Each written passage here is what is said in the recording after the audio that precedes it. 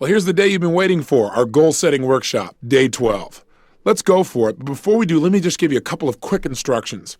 Number one, this tape is designed specifically to be real-time. What I mean by that is, in some of the tapes previously, I've been giving you a lot of instruction and exercises at the end of the tape. In this program, you're going to be doing the exercises while the tape is going. The reason why is traditionally I did tapes in the past where I had people do a goal-setting workshop and I gave them instructions, and at the end of the tape they were supposed to do it. Our research showed that many people did not follow through. So this is a real-time tape. It's designed to prompt you to really follow through. So here are a few key elements. One, you can't do this in your car and be effective. So if you're in your car right now, what I suggest you do is wait to listen to this tape until later on when you're at home. Two, put the phone on hold or take it off the hook. One of the biggest challenges that happens for people is they get interrupted in the middle of their goal-setting workshop. You don't want that to happen.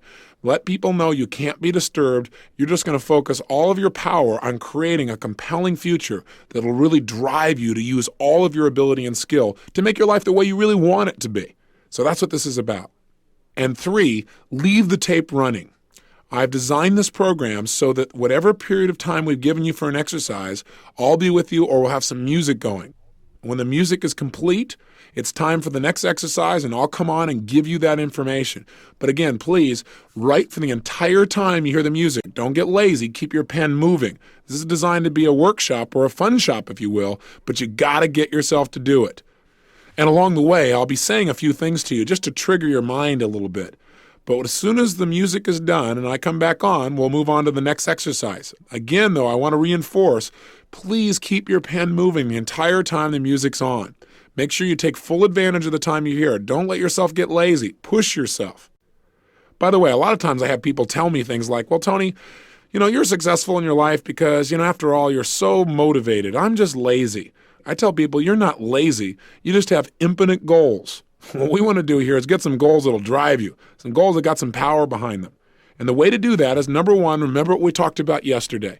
Realize that right now you're about to create a real future that can make a major difference for you. That right now you're not just writing words down on a page, that even though you don't know how this is going to happen yet, that if you get something that you really want and you make it strong enough and you find strong enough reasons, you will find a way. I've done goal-setting workshops like this in seminars for years, and what's amazing is the kinds of results that people generate. I remember where a woman stood up and said, I want to set a major set of financial goals, and that's part of what we're going to do in this workshop. She said, I want to make $100,000, and I want it in the next 7 weeks. The challenge I had when she said this was, hey, wait a second. 7 weeks is too short a period of time. This woman has never made over $30,000 in a year in personal income. How in the heck is she going to make $100,000, especially when she has no plan? Now, while on the one hand, I'm not supportive of just setting goals arbitrarily like that, on the other hand, who am I to say what you're really capable of or not capable of? I think it's true that sometimes people set up goals that aren't realistic, meaning they really have no clue how it can be pulled off. But I also know that there's tremendous power if you get committed enough. And so, as I started to tell this woman, well, maybe you ought to relook at your goal, she was so strong about it that I decided to just let her keep it. Who am I to stand in her way? And a good thing I didn't. 6.5 weeks later, she won the lottery and made exactly $100,000. Now, what's really interesting about this story is 6 months later, she came back to a seminar, and we talked about in the seminar what she had done.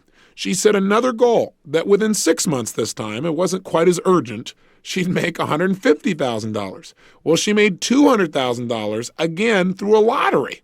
Now, I'm not suggesting set a bunch of lottery goals here by any stretch, and I'm not big on it. I don't buy lottery tickets.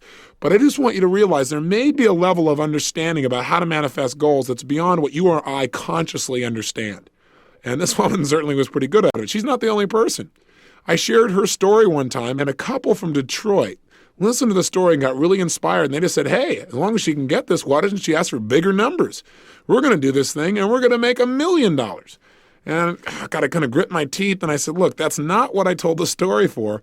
But they got so into it, and they followed all the instructions. They set their goals, they got strong enough whys, they created the pressure, and they did something else that I teach. And that is to make your goals so real, once you know what your goals are, to make them so real in your mind that it feels as if you already have them.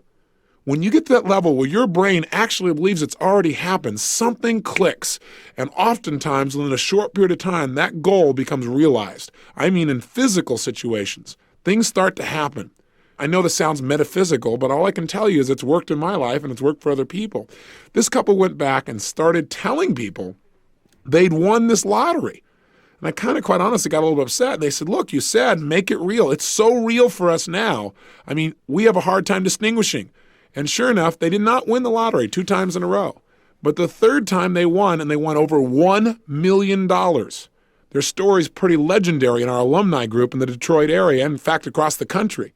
So I want you to know that people around them said they were nuts, but they understood the power of being able to create something first in our mind. Everything around you in your life right now started out at one time as a thought. I mean, think about it. What are some things that you have in your life right now? Some relationships, some people, some skills, some beliefs, maybe a job that once was nothing but a goal. You're in that same moment now of creation. So let's go for it. And again, I'm just here to prompt you. During this tape, you're going to be doing mostly writing. And what I want you to do is ideally use your success journal so you got a place to write these things down. We're going to work on 3 areas of goal setting. Personal development goals, which basically means your emotional goals, your mental goals, your social goals, your goals about spirituality, your goals about giving, your physical body, all of that focus. And we're going to spend a great deal of time on who you're becoming, who you're committed to becoming. That's a major set of goals because those are the goals that are going to determine your lifelong happiness or lack thereof. 2, we're going to work on thing goals. We're going to have some fun, and we'll get a chance to be materialistic, even if you're afraid of that stuff. Or you can write down some of the things you want to have in your life, some things you want to do in your life. And then thirdly, we're going to work on economic goals, because economics is something that plays a major role in people's states. A lot of people say, well, money doesn't really matter. Yet I notice those are the same people that are stressed out of their mind and treating people around them harshly because they feel the stress of not having enough. So we're going to make sure you get clear on what do you want economically. So let's start with the personal development goals. So here's how I want you to approach this if you would.